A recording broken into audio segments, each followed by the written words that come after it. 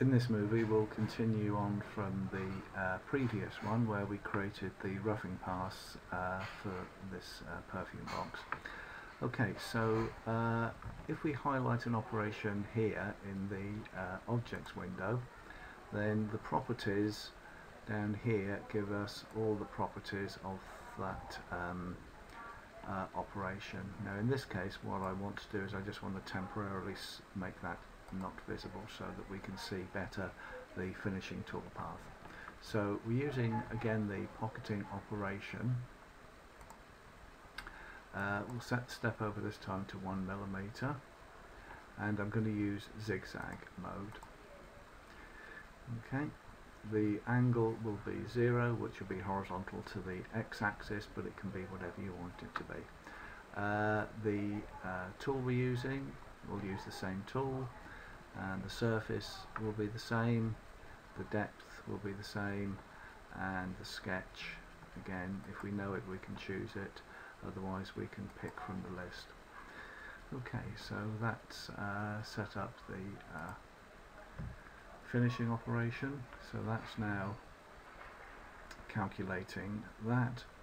When the toolpath is being calculated, you can look at other things, but one of the things that's quite useful is on either of these operations here is, as well as making it actually visible or not, which can sometimes make it difficult to see one toolpath from another, you can physically make it active or not active. So if it's not active, then it won't be included in the post-processed output or in the simulated output.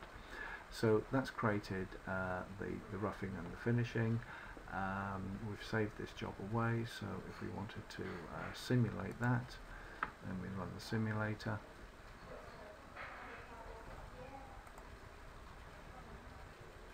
And accept all the defaults, click on simulate,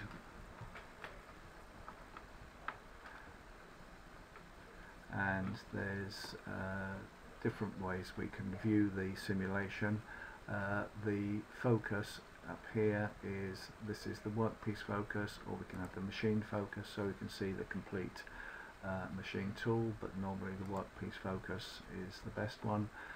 Across the top here we've got the simple playback controls. This is the speed of animation, and we've got a start button here. So if we click on run, and we use the mouse to control the screen view, left button tilts, mouse wheel zooms in and out, right button pans. So we can speed up or slow down the animation depending on the speed of our computer and how we want to see the toolpath.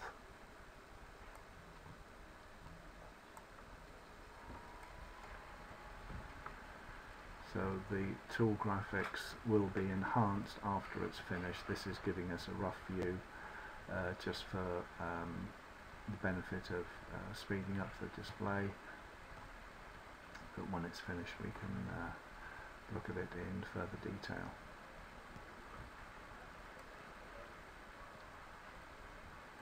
So that's doing the finishing now.